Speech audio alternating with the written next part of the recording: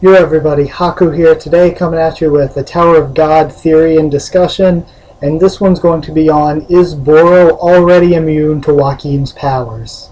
So starting with some basic info on Hoaquin, Hoaquin's a swordsman. We've already seen that. He uses a sword. It's kind of a strange, fluid Shinsu sword, but him being a swordsman is his main mode of attack so far in the series.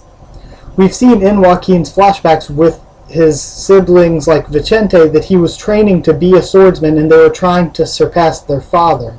And their father is likely to be Hoaquin. I think a lot of people already get that idea, and it seems very, very likely given that Hoaquin is one of the heads of the 10 families which Hoaquin said they were from. He's the 5th strongest person in the tower. He's the strongest swordsman in the tower, which again is important to Hoaquin being a swordsman. And from all the other siblings we've seen so far, except the one we haven't seen, and David, which we don't know if they use swords or not, but we've already seen that in some way Anna, Vicente, and Hoaquin all have sword-related fighting styles. Now on to Boro's information. We've seen before that Boro said in a quote himself, he's elementally strong against weapons. Weapons are elementally weak to him, and that's because his particular Shinsu power is called fluid martial arts. If he sees a weapon's movement enough, then he can use Shinsu to disrupt that weapon from now on, and there's nothing more that weapon can do. He can easily dodge or deflect it using Shinsu and body movements.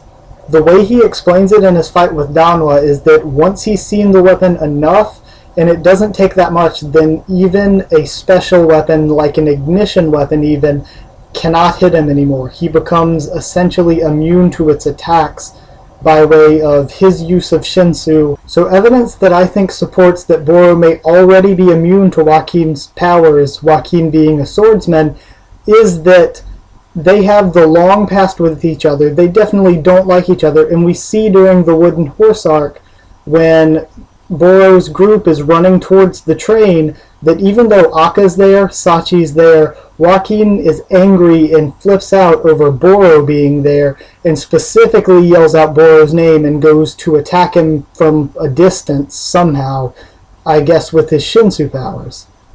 Now around the time that we get this confrontation at the Wooden Horse arc, we also get a flashback, and in the flashback Boro confronts Hoaquin, and when he confronts Hoaquin, he says, you know, one day I will see that weapon of yours.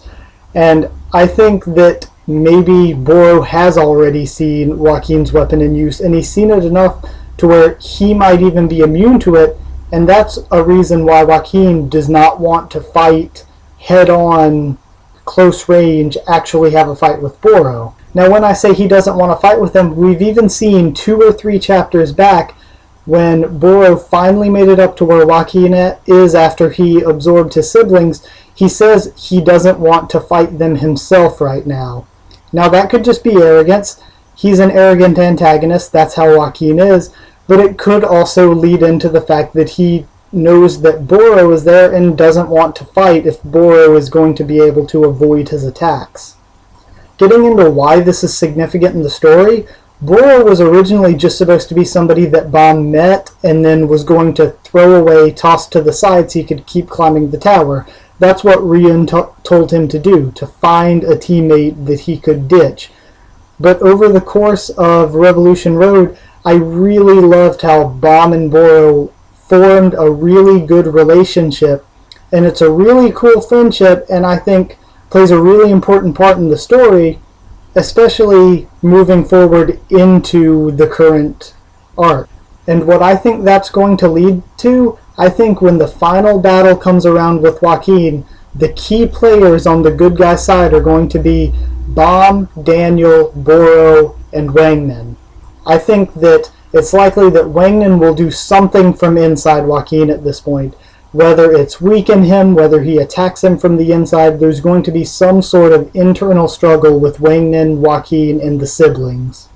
Now Boro is a bit different. I don't think he's going to play a huge part, but I think that we're going to find out that he's immune to Hoaquin's swordsmanship for a short while because maybe Bomb or somebody gets injured and he has to step in and hold off Hoaquin for a while.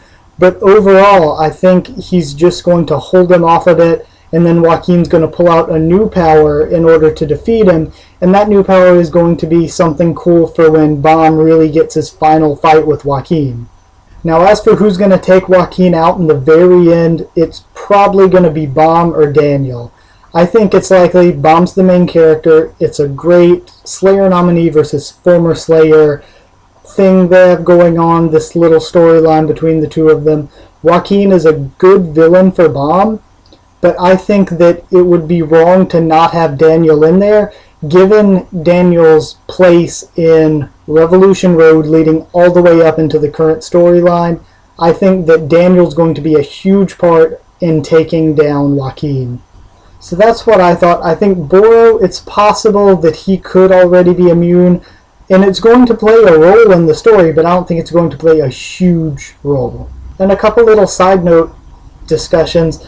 Do you guys think we're ever going to see Hana or Felix again from Revolution Road? Because I know they were injured, but it almost was like we didn't really get to see Bomb leaving them behind.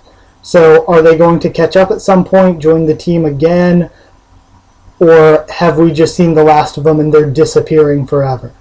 Also, where's Team Novik at? Weren't they supposed to catch up, or is Team Novik already there? Are they what Prince saw from within the cage?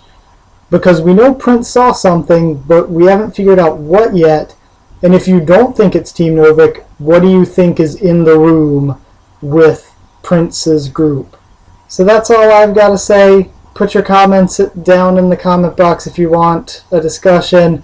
Like if you want to. Subscribe if you want to. Follow the channel on Twitter for updates. And I will see you guys next time.